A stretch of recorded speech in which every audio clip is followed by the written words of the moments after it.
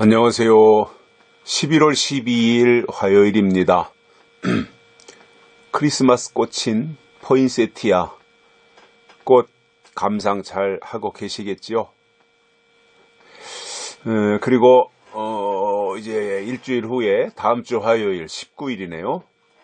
진리축제가 서산에서 있겠습니다. 기억해 주시고 또 기도해 주십시오. 하나님의 특별한 또는 남다른 하나님의 은혜가 또 현장에 임할 수 있도록, 그리고 깨달음이 있기를 원하는 마음으로 한 주간 동안 기도로 준비해 주시기를 바랍니다. 저는 그 여러 가지 지금 상황들, 우리 국가적인 상황들, 왜 그 중요한 시기에 또 경제적으로 계속해서 번성하는 우리 대한민국이 이 중요한 시기에 이 문재인과 같은 사람이 나타나서 우리나라의 발목을 잡아야 되는가라고 하는 것에 대해서 제가 한 10여일쯤 전에 말씀을 드렸던 것 같습니다. 여러 가지 설명하는 사람들이 많이 있는데, 제가 설명했던 것은 그거예요. 역단적 속 대한민국을 통해서 마지막 요한계시록에 기록된 하나님의 역사, 즉 예수님이 재림하시는 역사가 이 땅에서 이루어져야 되는데, 사탄이가 그것을 가로막기 위해서 문재인이를 내세워가지고 우리나라를 사회주의로 만들고 있다. 조국 같은 사람들은 나타나서 기독교를 손봐야 된다 라고 말을 하는 이 모습까지 보이고 있는 그 현실들을 우리가 지금 실제를 보고 있는 거잖아요. 근데 하나님이 그대로 두시겠어요? 하나님은 지금까지 하나님이 계획하신 일들을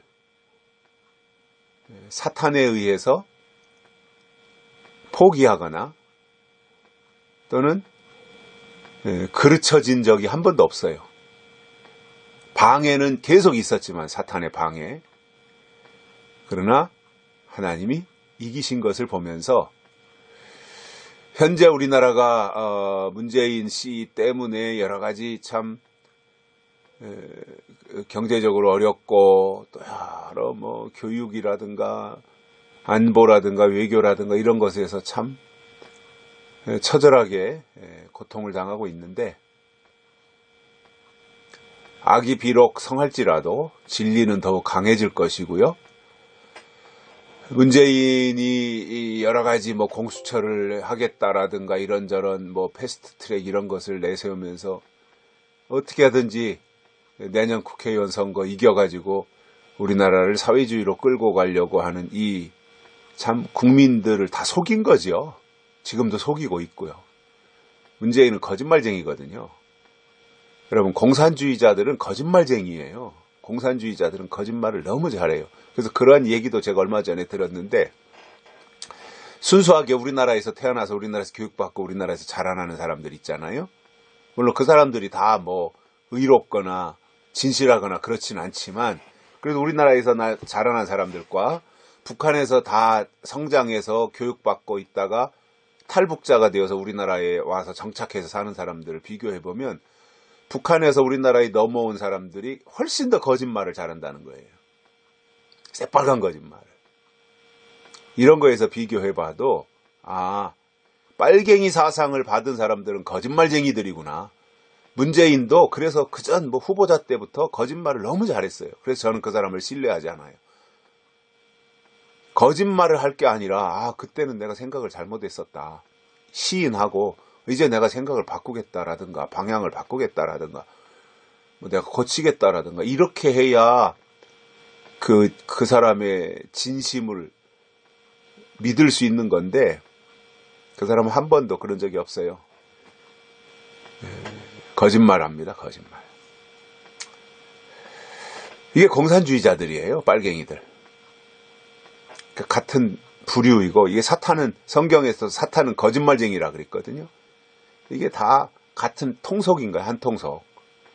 그러니까 그렇게 보셔야지. 아직도 우리나라에서 많은 사람들이 문재인 하면 막 그냥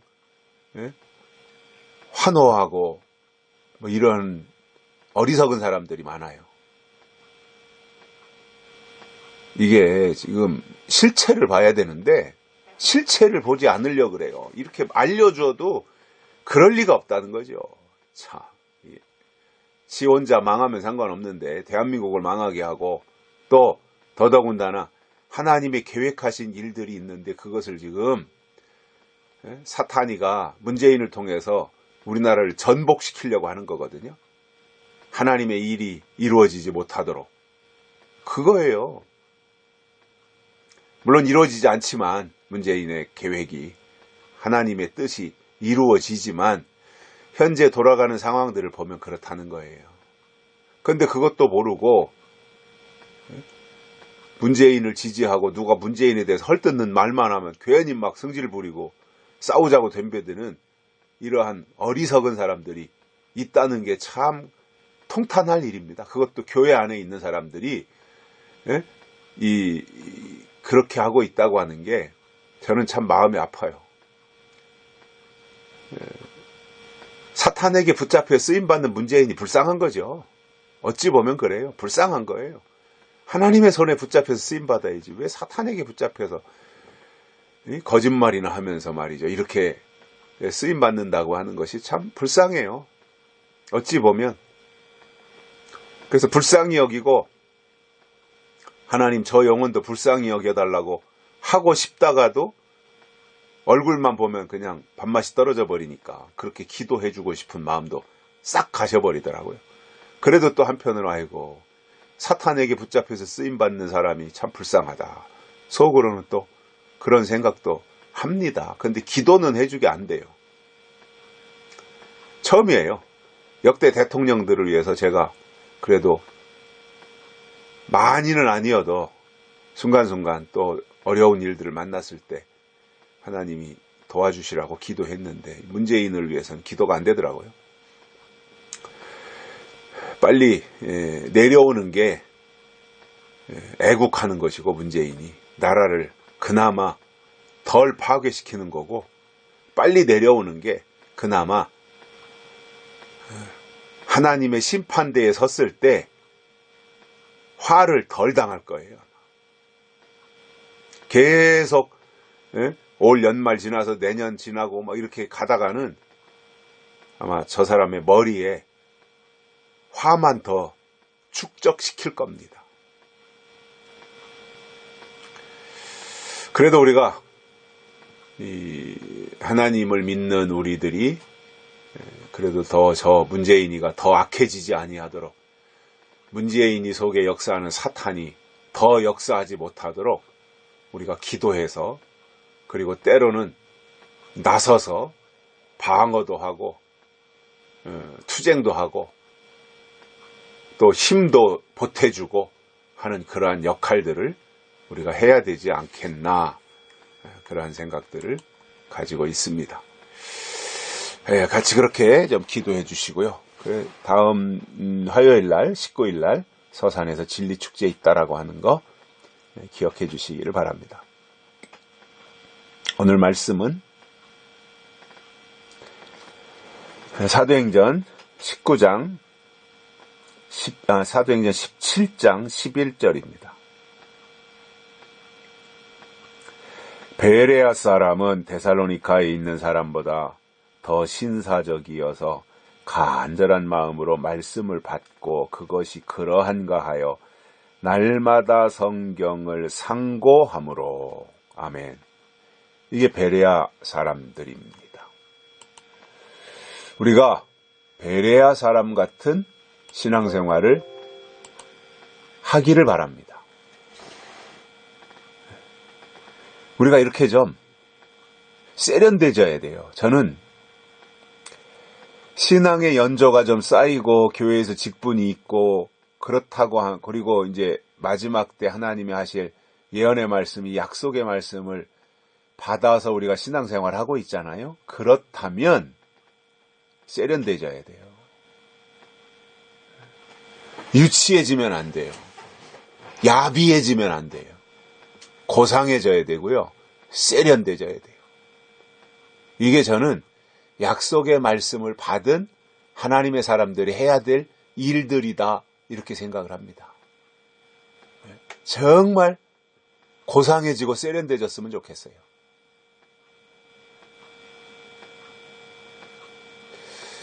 어린아이들 속에는 유치함이 있죠. 유치함. 말하는 거나 행동하는 거나 생각하는 거나 이 모든 게 너무 유치하잖아요. 어린아이. 우리가 신앙생활을요. 그렇게 유치하게 하면 안 됩니다. 그러면 누구도 인정하지 않아요. 유치해지면 인정받지 못해요. 가정에서도 마찬가지예요. 유치해지면 자식들도 인정 안 해요. 그리고 뭔가 이렇게 고상하고 뭔가 이렇게 좀 본받을 게 있고, 우리가 집에서 자식들하고 말을 하더라도 좀 말을 좀 솜씨 있게 해야죠. 그죠? 말씨가 좋아야 되잖아요. 마음씨도 좋아야 되고, 말씨도 좋은 단어를 선택해서 구사해야지요. 상처받는 거의 대부분이 다 말 때문이잖아요. 그러니까 말을 잘해야 돼요. 말씨를 잘해야 돼요. 말씨. 그래서 저는 어린아이의 일들을 버리자라는 거예요. 아니 적어도 우리가 요한계시록의 말씀, 최고의 말씀 듣잖아요. 자칭, 타칭, 최고라고 하잖아요. 요한계시록. 그렇다면 우리가 적어도 요한계시록의 말씀을 과거에도 들었고 현재도 듣고 있고 앞으로도 들어야 될 사람들이라고 스스로 생각하고 있다면 내 주변에 있는 사람들에게 영향력 있는 사람이 되도록 노력해야 됩니다. 폐를 끼치면 안 돼요. 오히려 도움을 주고 기도해주고 덕스럽게 행동하고, 그래서 그 사람으로 하여금 나에 대해서 참 특별한 분이다, 소중한 사람이다, 본받을 게 많다, 고마운 사람이다, 이렇게 생각할 수 있도록 해야 된다라는 거죠. 시간이 걸리더라도. 성질 난다 그래가지고 뿔 따고 난다 그래가지고 그냥 내일이 없고 그 뿔 따고 난 그 순간만 있다면 그 사람이 어디서 무슨 덕을 세우겠으며 영혼을 어떻게 살려내겠습니까? 자기 성질대로 할 텐데.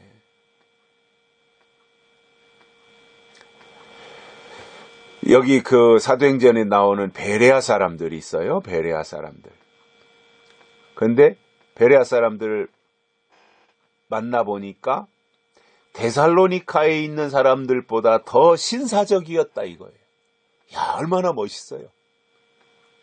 데살로니카 교회는 예수님의 재림을 기다리고 그래도 여러 가지로 잘 갖춰진 그러한 교회인데 그 데살로니카 교회보다 베레아 사람들이 더 신사적이었다 이겁니다. 저는 이렇게 돼야 된다고 봐요.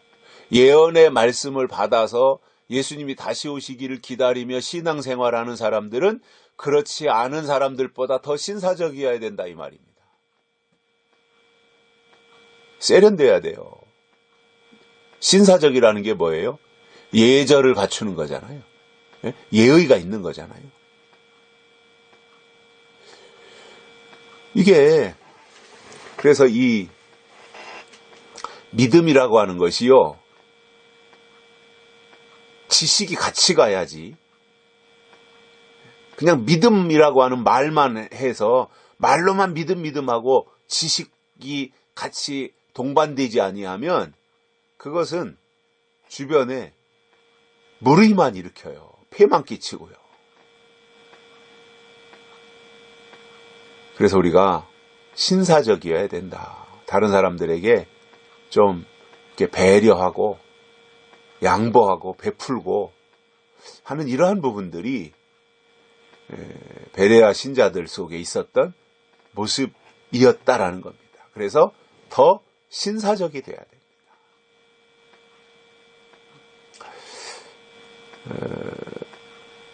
두 번째로는 이 베레아 성도들은 간절한 마음으로 말씀을 받았다 이렇게 돼 있어요. 간절한 마음으로 말씀을 받아. 그냥 귀로만 건성건성 이렇게 들은 것이 아니라 간절함이 있었다는 거예요. 이게 중요한 거예요. 간절함. 간절함이 있으면 한마디 한마디의 말씀이요. 다 내 말씀이 됩니다. 마치 메마른 땅에 비가 내리면 땅이 그 비를 다 흡수하듯이 사모한다고 하는 것은 그런 거거든요. 그래서 말씀이 내 심령에 흡수되는 상태. 그게 얼마나 멋있는 일이에요. 그런데 이게 말씀을 흡수했다고 하는 것은 그 말씀이 내 속에 새겨지고 그리고 그 말씀이 기준이 되는 거예요. 그래서 저는 이렇게 이제 한 번씩 뭐 진리축제로 모이든 교회에서 모이든 또는 개인적으로 만나서 이야기를 하든 이렇게 이제 말을 제가 할 경우도 있지만 상대방이 말하는 것을 제가 들을 경우도 있잖아요. 그런데 뭐 저하고 별로 상관이 없는 사람들이 말을 하는 거야. 그냥 지나가는 말로 듣고 신앙과 연결해서 듣지 않는 경우들도 있는데 저하고 관련이 깊고 그래도 수년 동안 수십 년 동안 같이 해왔고 신앙의 연조가 깊고 이런 사람들, 그래서 또 우리 교회를 통해서 또 이런 유튜브나 또 테이프나 이런 걸 통해서 말씀을 지속적으로 들었던 분들의 입에서 우리 교회가 주장하지 아니하는 이야기들을 할 때 저는 가슴이 철렁해요. 저분이 어디 돌아다니면서 저런 얘기를 듣고 계시지? 저건 우리 교회 주장과 전혀 다른 이야기인데 왜 여기서 저런 이야기를 하시지? 그런 생각을 하는 거예요. 그 대표적인 게 뭔지 아세요? 공중으로 구름 타고 올라가자 휴거 얘기하는 사람들. 저는 그 얘기 들으면 가슴이 철렁해요. 왜냐? 우리 교회는 전혀 그쪽하고 상관이 없거든요. 구름 타고 올라가는 휴거를 우리 교회는 전혀 그 부분에 대해서 말한 적이 없거든요. 그런데 그런 말을 한다고 하는 것은 딴 데 어디 가서 그런 말 듣는 거잖아요. 인치는 때에 대해서 우리 교회에서는 우리 교회가 말하는 것들을 했는데 예를 든다면 뭐 14만 4천이 실제적인 숫자 14만 4천에 인을 치는 것이다 라고 우리 교회는 지속적으로 지금까지 한 번도 바뀌지 않고 성경에 있는 내용 그대로 주장해 왔는데 예를 들어서 어떤 분이 14만 4천은 상징수라고 하는 것을 우리 모임 가운데서 한다면 가슴이 철렁해지는 거죠. 어디서 저런 얘기를 듣고 다니시지? 이렇게 되는 거예요. 우리가 주장하는 것과 다른 주장을 한다고 할 때, 그러니까 우리의 모임에서 우리의 만남을 통해서 우리가 추구하는 신앙, 우리가 증거하는 내용들을 귀담아 들었고 간절함으로 들었다면 그렇게 얘기를 할 수 없는 거예요. 차라리 말을 안 하는 게 낫죠. 그런데 우리와 다른 주장을 말한다고 하는 것은 그것은 간절함으로 듣지 않았다는 거예요. 건성 들었다는 이야기예요. 저는 그렇게밖에 평가가 안 되더라고요. 그러면 이왕이면 간절함으로 듣고 이왕이면 그 말씀이 내 말씀이 돼야지 건성 들어서 엉뚱한 얘기를 하는 정도가 된다면 하나님도 기뻐하시지 않는 거지요. 그래서 정말 간절함이 있어야 됩니다. 신사적이어야 되고 간절함이 있어야 되고 세 번째로는 이것이 그러한가 하여 날마다 성경을 상고해야 됩니다. 이게 세 번째입니다. 베레아 신자들, 베레아 교회 신자들이, 베레아 신자들이 이렇게 했다는 거예요. 날마다 성경을 상고한 거예요. 왜냐? 바울이 말하는 설교하는 내용이 사실이냐, 맞느냐, 옳으냐 이것을 확인할 수 있는 길은 성경밖에 없잖아요. 그래서 그 말씀을 듣고는 성경을 찾아서 그 말이 성경적인 거냐. 그래서 성경을 날마다 상고한 겁니다. 이게 저는 성숙한 신앙의 모습이라고 봅니다. 어린아이는 이렇게 안 해요. 신사적이지도 못하고요. 어린아이는. 간절함도 없어요. 어린아이는. 그리고 성경을 상고하지도 않아요. 그러나 성숙한 신앙, 마지막 때 하나님이 기뻐하시는 신앙, 영적인 신앙은